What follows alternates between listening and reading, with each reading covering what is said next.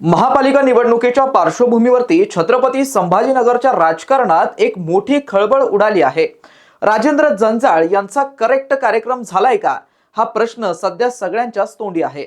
शिवसेना शिंदे गटाचे जिल्हा प्रमुख राजेंद्र जंजाळ यांची परिस्थिती बघता त्यांना राजकीय डावपेचांतून बाजूला केल्या गेल्याची चर्चा सध्या रंगात आली आहे।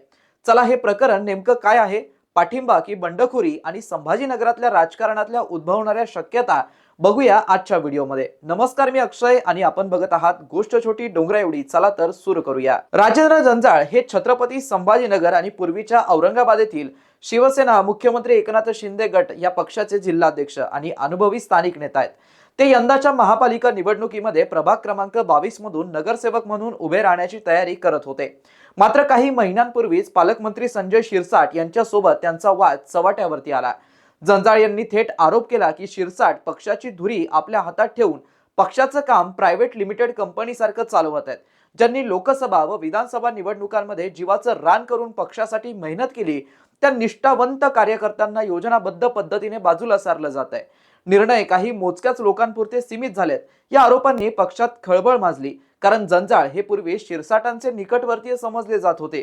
महापौर पदाची महत्वाकांक्षा या वादाचा मूळ कारणांश महापौर पदाची स्पर्धा असल्याचं बोललं जातं, कारण हे औरंगाबाद महापालिकेचे माजी महापौर राहिलेले असून नव्या निवडणुकीमध्ये महापौर पदाचे प्रबळ दावेदार मानले जात आहेत।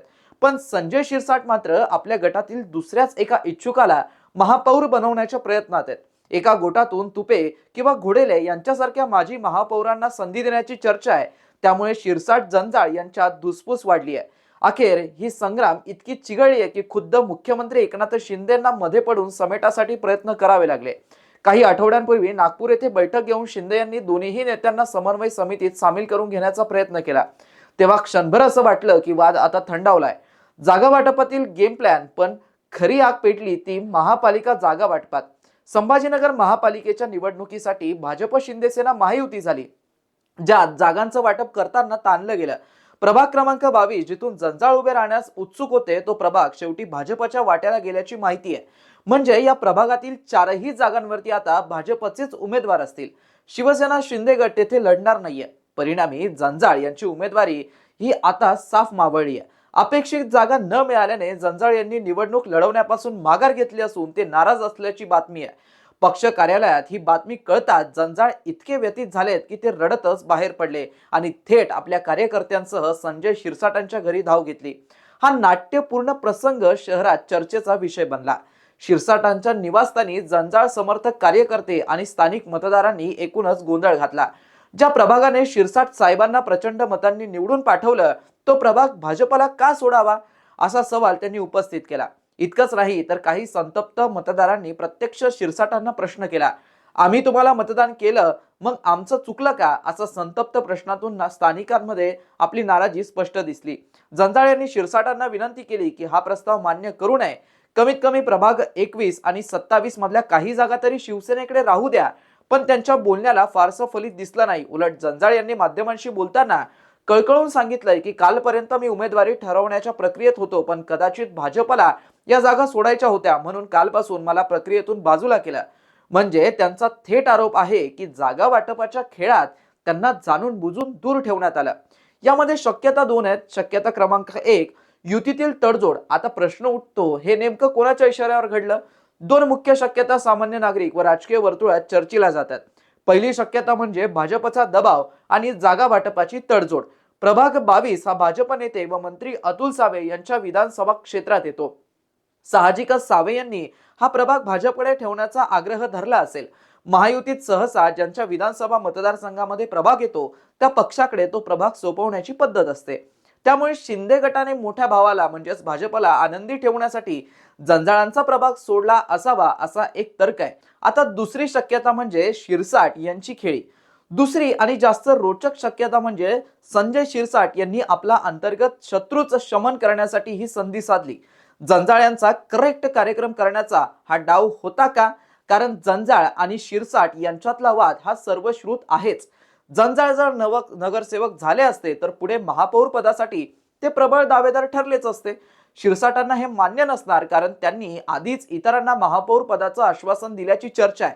विशेषतः औरंगाबादचे माजी महापौर त्र्यंबक तुपे आणि नंदकुमार घोडेले हे अलीकडे शिंदे गटात प्रवेश केलेले नेते महापौर पदाच्या स्पर्धेत आहेत. शिरसाट यांनी खुद्द तुपे यांच्या प्रवेशासाठी पुढाकार घेतला होता असं राजकीय वर्तुळात बोललं जातं. या नव्या नेत्यांनी विधानसभेत आणि लोकसभेच्या निवडणुकात काही खास कामगिरी केली नव्हती, त्यामुळे त्यांना पक्षात मोठी जबाबदारी देऊ नये अशी जंजाळ यांची भूमिका होती.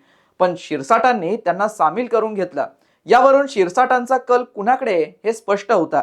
त्यामुळे आपल्या गटाबाहेरच्या जंजाळ यांचा प्रभाव वाढू नये याची काळजी शिरसाटांनी घेतली असावी. भाजपला जागा देण्यामागे खरा उद्देश जंजाळ यांना दूर करणं हा असेल तर त्यात त्यांना यश आलंच आहे.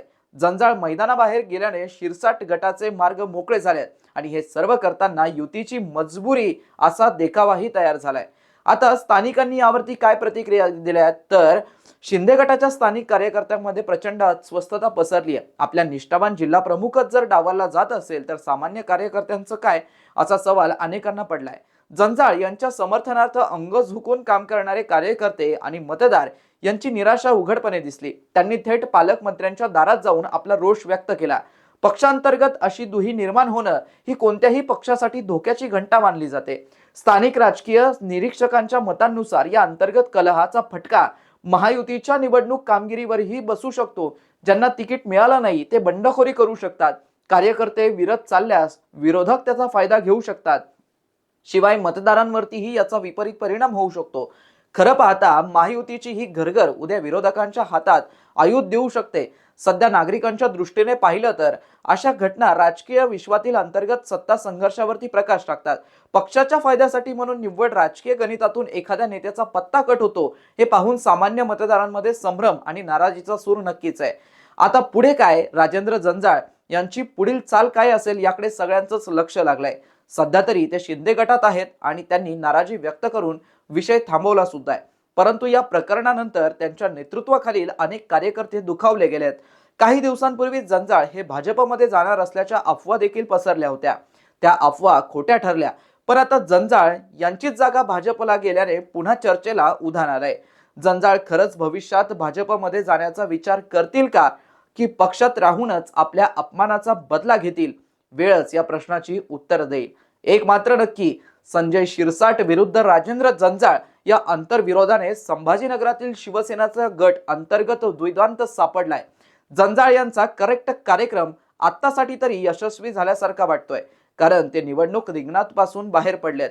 पण यामुळे पक्ष आणि कार्यकर्त्यांवरती झालेले परिणाम दीर्घकालीन असू शकतात. हा डाव शेवटी कोणाच्या पारड्यात पडतो, शिरसाट यांच्या की जंजाळ यांच्या, ते आगामी निवडणुकीनंतर स्पष्ट होईलच. मात्र सामान्य जनता आणि राजकीय विश्लेषकांच्या दृष्टीने हा घटनाक्रमाचा एक गोष्ट सिद्ध होते की महायुतीतल्या अंतर्गत राजकारणाचा शाह कन्या सध्या चांगल्याच हल्ल्यात. जो कोणी हा करेक्ट कार्यक्रम रचला असेल त्याचे परिणाम पुढील राजकीय समीकरणानंतर दूरगामी असणार हे मात्र निश्चितच.